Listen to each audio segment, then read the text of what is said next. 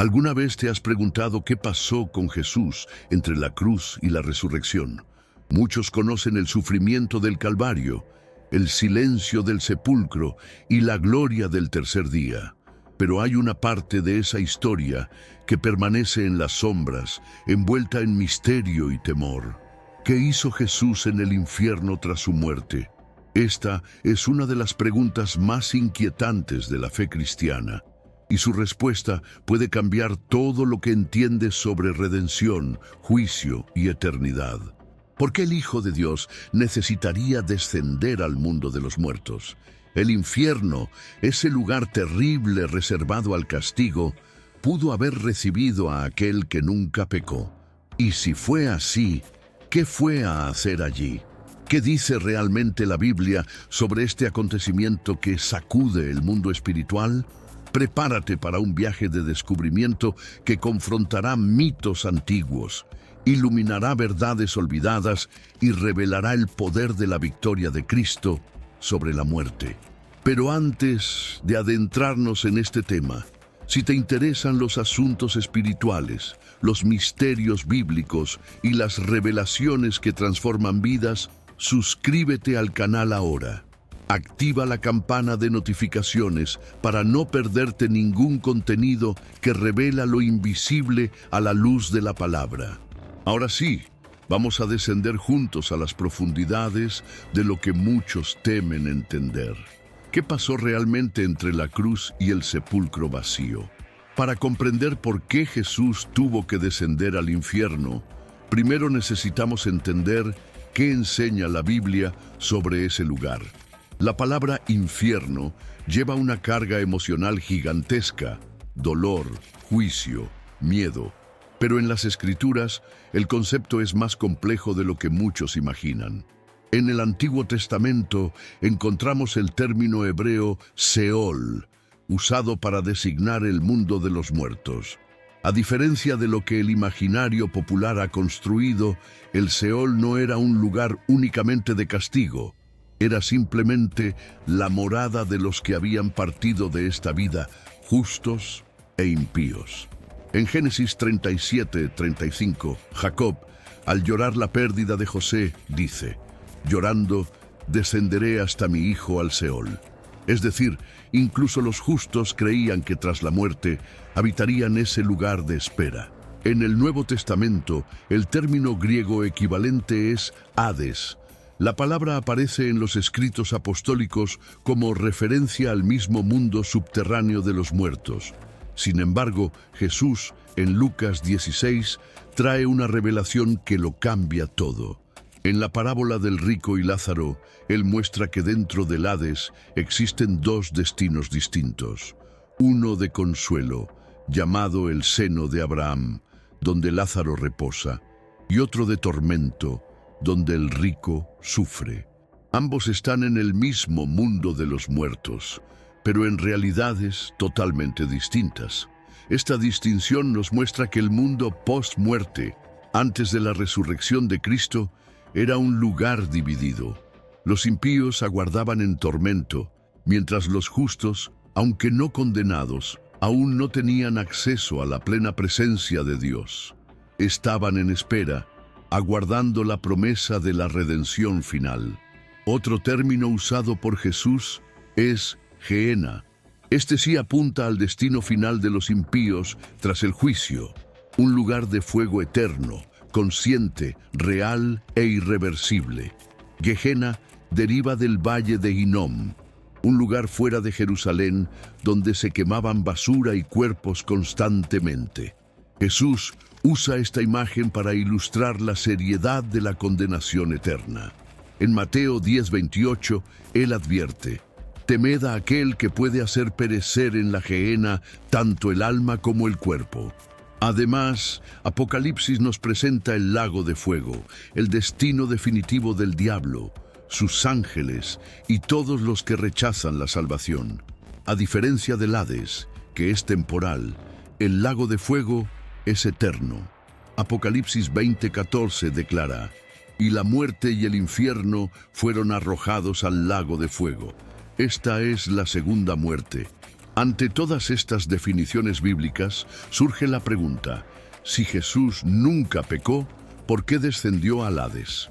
¿Qué hizo exactamente en ese lugar donde aguardaban los muertos? Primero, necesitamos deconstruir imágenes equivocadas que se han transmitido a lo largo de los siglos. Muchos imaginan el infierno como el reino de Satanás, un trono de fuego donde él gobierna, riendo mientras los pecadores sufren. Pero esa es una construcción cultural, no bíblica. Mateo 25:41 nos revela que el fuego eterno fue creado para el diablo y sus ángeles. Es decir, el infierno no es el dominio de Satanás, es su prisión. Él no reina allí, él será atormentado allí. Otra idea equivocada es que el infierno es un lugar de fiestas para quienes rechazaron la fe. ¿Cuántas veces hemos oído frases como: prefiero ir al infierno con mis amigos que al cielo con religiosos? Esa es una mentira peligrosa. La Biblia dice que el infierno es un lugar de lloro y crujir de dientes. Mateo 8:12. Allí no hay amistad, placer ni libertad. Solo hay dolor, soledad y arrepentimiento sin retorno. También necesitamos aclarar que la Biblia no apoya la idea de un purgatorio, un estado intermedio para purificación tras la muerte. Hebreos 9:27 es directo. Está establecido que los hombres mueran una sola vez y después venga el juicio. No hay una nueva oportunidad después de la muerte. La elección debe hacerse ahora. Con esto claro, regresamos a la pregunta central: ¿qué hizo Jesús en el infierno? El apóstol Pedro nos da una respuesta enigmática, pero poderosa. En 1 Pedro 3:18-19, escribe que Jesús, vivificado por el Espíritu, fue y predicó a los espíritus en prisión. ¿Quiénes eran esos espíritus? ¿Y qué predicó? La interpretación más sólida es que esos espíritus eran seres espirituales rebeldes, posiblemente los ángeles que pecaron en los días de Noé. Jesús no descendió para ofrecerles salvación, sino para proclamar victoria. La cruz no fue el fin, fue el inicio de un anuncio triunfante. El Mesías había vencido. El precio estaba pagado. La autoridad había sido retomada. Ese descenso de Cristo al mundo de los muertos tuvo otro propósito: liberar a los justos que aguardaban en el Seol. Antes de su muerte y resurrección, nadie podía entrar plenamente en la presencia de Dios. Incluso figuras como Abraham, Moisés y David esperaban la consumación de la promesa. Es por eso que Efesios 4:8-10 dice: subiendo a lo alto, llevó cautivo el cautiverio. Él descendió a las partes más bajas de la tierra, liberó a los que allí estaban y los condujo a la presencia de Dios. La cruz fue el precio. El descenso al Hades fue la proclamación de la victoria, y la resurrección fue la prueba incuestionable de que la muerte había sido derrotada.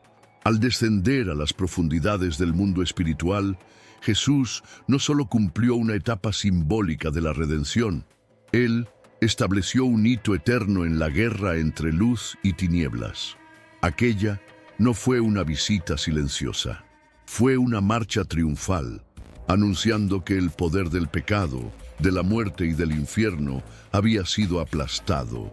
Imagina el impacto de esa declaración en el mundo espiritual. Los principados y potestades que durante siglos oprimieron a la humanidad, ahora contemplaban al Hijo de Dios marchando victorioso en sus dominios. No como prisionero, no como derrotado, sino como un rey conquistador. Colosenses 2:15 describe esta escena. Despojando a los principados y potestades, los expuso públicamente y triunfó sobre ellos en sí mismo. Esa fue la primera vez que el infierno escuchó el sonido de la victoria. No había gritos de tormento provenientes de Jesús. Había una proclamación de autoridad, una exposición pública de la derrota de Satanás. La cruz, que parecía el fin, era en realidad la llave que abría las cadenas de los justos que esperaban la redención. Pero, ¿qué significa esto para nosotros hoy? ¿Cómo afecta esta jornada invisible de Cristo a nuestra realidad física y espiritual? Significa que el miedo a la muerte fue destruido. Hebreos 2, 14, 15 nos revela que Jesús participó de carne y sangre para que por la muerte destruyera al que tenía el imperio de la muerte, es decir, al diablo, y librara a todos los que, por temor a la muerte, estaban toda la vida sujetos a esclavitud. El diablo ya no tiene control sobre el destino de aquellos que están en Cristo. Él ya no posee las llaves. En Apocalipsis 1, 17, 18, el propio Jesús declara: «No temas, yo soy el primero y el último, y el que vivo. Estuve muerto, pero he aquí estoy vivo por los siglos de los siglos. Amén. Y tengo las llaves de la muerte y del infierno». Esas palabras lo cambian todo. El dominio del infierno fue quebrantado. La eternidad con Dios fue abierta. El velo que separaba al hombre del Creador fue rasgado de arriba abajo. Y no solo en el templo, sino también en el mundo espiritual. La victoria de Cristo no fue solo contra la muerte física, fue contra la condenación eterna. En Romanos 6, 9 leemos: «Sabiendo que, habiendo Cristo resucitado de los muertos, ya no muere, la muerte no tiene más dominio sobre él». Esto significa que quien está en Cristo tampoco está más bajo el poder de la muerte eterna. El que creyó pasó de la muerte a la vida. Pero esta victoria exige una respuesta. No es automática.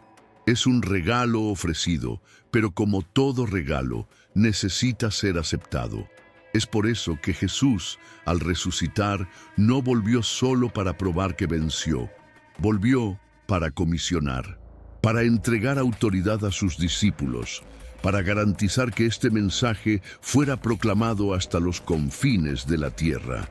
El Evangelio no es solo una historia, es un llamado a la decisión, es una invitación a salir de las tinieblas hacia la luz, del miedo a la certeza, de la muerte a la vida. La muerte de Jesús fue el pago, su descenso al Hades fue la proclamación, su resurrección fue la confirmación y su ascensión fue la coronación. Filipenses 2, 9, 11 declara: «Por lo cual Dios también le exaltó hasta lo sumo y le dio un nombre que es sobre todo nombre, para que en el nombre de Jesús se doble toda rodilla de los que están en los cielos y en la tierra y debajo de la tierra, y toda lengua confiese que Jesucristo es el Señor, para gloria de Dios Padre». Fíjate, debajo de la tierra. Hasta los que están en los lugares más profundos reconocen su soberanía. El infierno fue forzado a admitir que había perdido. Satanás sabe que su tiempo está contado. Él no gobierna. Él espera su sentencia final. Y esa sentencia está registrada en Apocalipsis 20:10. «Y el diablo que los engañaba fue arrojado al lago de fuego y azufre, donde están la bestia y el falso profeta, y serán atormentados día y noche por los siglos de los siglos». El infierno ya no es un destino inevitable. Fue vencido. Y esto cambia el curso de la historia de la humanidad. Pero, ¿qué significa esto para ti ahora? Significa que puedes tener paz respecto a tu destino eterno. Significa que la culpa que te atormenta ya no tiene derecho legal sobre ti. El precio ya fue pagado. La condenación fue removida. La sentencia fue anulada. Pero hay una condición.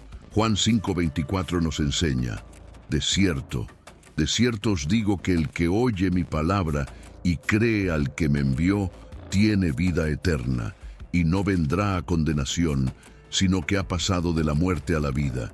La decisión es tuya. La puerta está abierta, pero solo aquellos que entren por ella encontrarán la vida eterna. La Biblia es clara, solo hay dos destinos.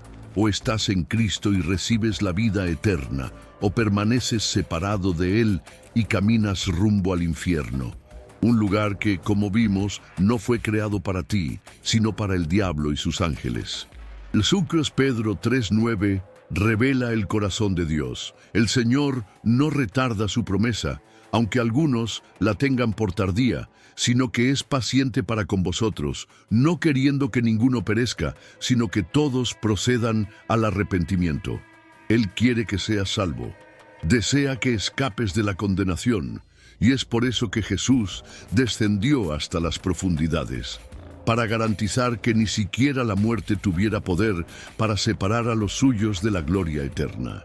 Tal vez estés escuchando este mensaje y sientas un nudo en el corazón. Tal vez has vivido con miedo a la muerte, cargando culpa, intentando encontrar sentido en medio del caos. Este mensaje es para ti. Dios te está llamando a la vida, fuera del infierno, más allá de la muerte. La cruz fue el altar del sacrificio. El infierno fue el escenario de la proclamación. La resurrección fue el sello de la promesa. Ahora el cielo es la invitación y la llave está en tus manos. Si hoy deseas aceptar esta invitación, no lo postergues. La eternidad es real y tu alma tiene un valor eterno. Ora con sinceridad. Señor Jesús, entrego mi vida a ti. Reconozco que soy pecador y que necesito tu perdón. Creo que moriste y resucitaste por mí. Te recibo como mi Señor y Salvador. Amén. Si hiciste esta oración, sabe, el infierno fue vencido y tu alma está segura. Comparte esta verdad. Lleva esta luz a otros, porque la victoria de Cristo sobre el infierno no fue solo de Él, fue por ti, y ahora también es tuya.